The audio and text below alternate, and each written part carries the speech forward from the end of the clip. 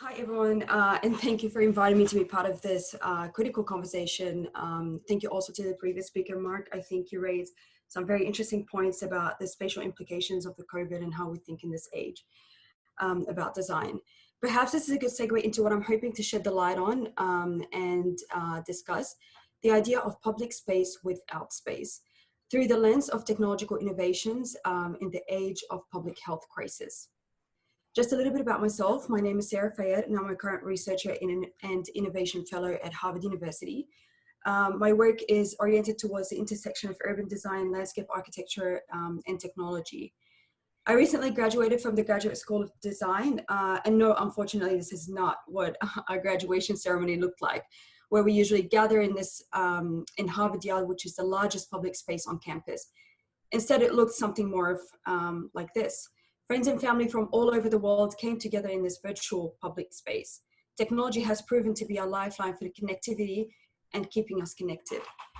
The advantage of this is that it provided an equitable platform for users, where everyone is equal in this virtual space, and more people can attend the ceremony who otherwise would not have been able to.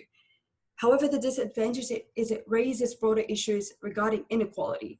For example, not everyone has access to technology or knows how to use it.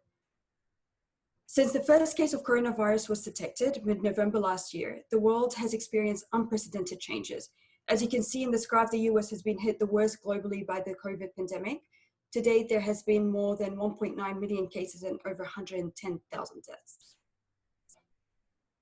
This abrupt change and restriction is most visible in our public spaces. So beaches, trails, playgrounds, sports fields have all been closed and made inaccessible to public. On the upside, though, we've seen major improvements, environmental improvements, where you can see here in the headlines highlighting the decrease in CO2 levels, as well as air and water pollution. Taken only 2 months apart, before and after the lockdown, these two images show just how much the ozone layer has healed in this time. But despite these closures and restrictions in public spaces, people have still found ways to adapt and be on the outside while maintaining social restriction in very creative ways.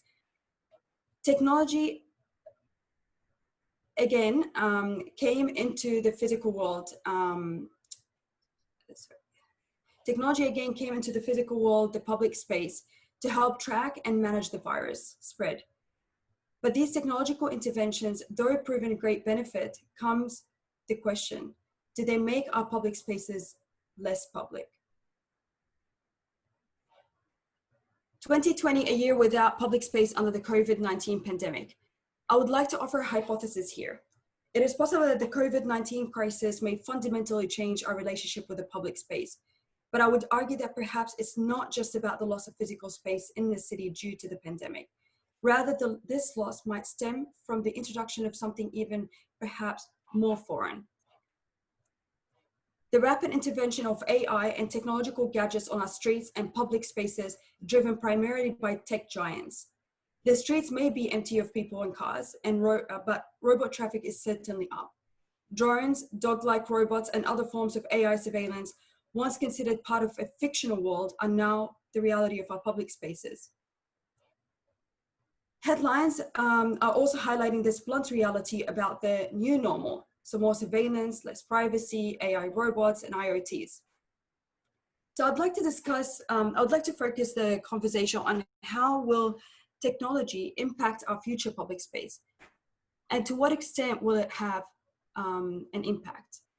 By technology here, I mean virtual space, artificial intelligence, and surveillance. Public health crises have had a major impact on the way we plan our cities and public spaces for over 100 years. How? For example, in Paris. In the 1800s, a series of cholera pandemics ravaged the city and led to the death of about 5% of inhabitants in the city center. Haussmann and his chief engineer Belgrand put together a reconstruction plan of the city's infrastructure, focusing primarily on issues related to sanitation. This ultimately led to the rethinking of current densities and overall urban form by integrating sanitation technology.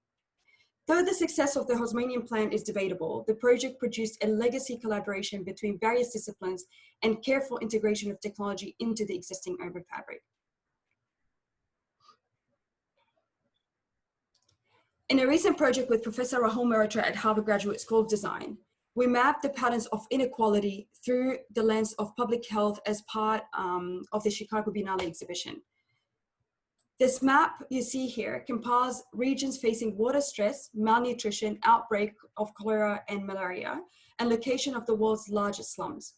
When these different domains are overlaid, and their correlation reinforces the inequality that exists between the majority world and the minority world.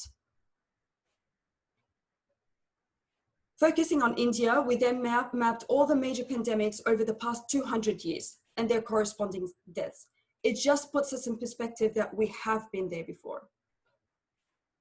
So how can we address issues in public health in our agency as designers and planners and landscape architects? Mumbai, a city of 18 million people, presents a case study that highlights these crises through extreme cases of lack of sanitation and access to basic infrastructure.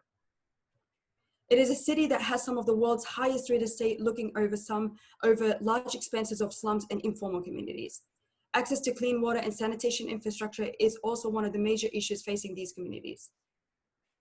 Somehow though, regardless of their living conditions, they all have access to some sort of technology such as phone and tablets to keep them connected.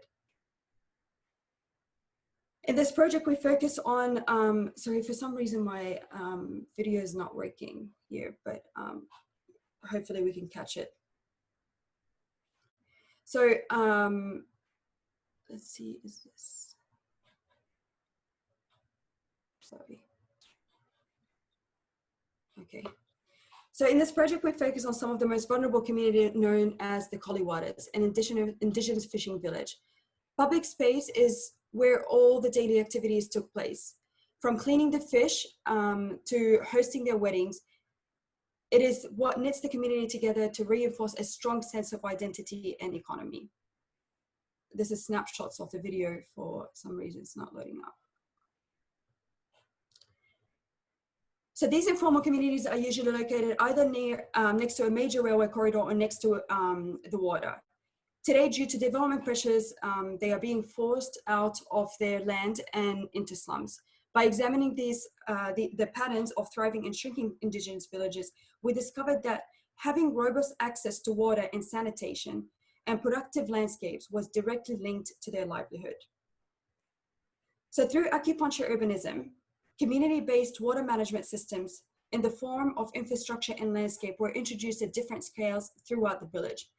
Instead of reconstructing the entire village, the urban fabric was reorganized around the integration of smart sanitation and productive landscapes.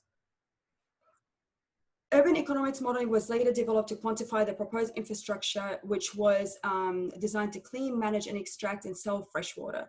Through the system, you can see that the village yearly income tripled by capitalizing on the different forms of extraction.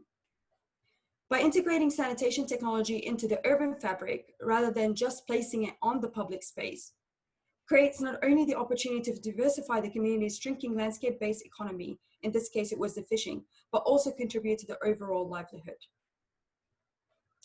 This research and work culminated in an exhibition at the 2019 Chicago Biennale titled Sanitation and Equity. And lastly, we are currently working on finalizing a book focusing on public health and the role of design. This is a product of over a year of extensive research and data collection. So hopefully it should be published in the next couple of months or so please stay tuned. To conclude, I would reiterate the central question to my presentation as a way of instigating further discussions. In the age of global crisis, how can we use our agency as designers and collaborate with other disciplines like engineering and technology to ensure a safe and equitable future for our public spaces? Thank you.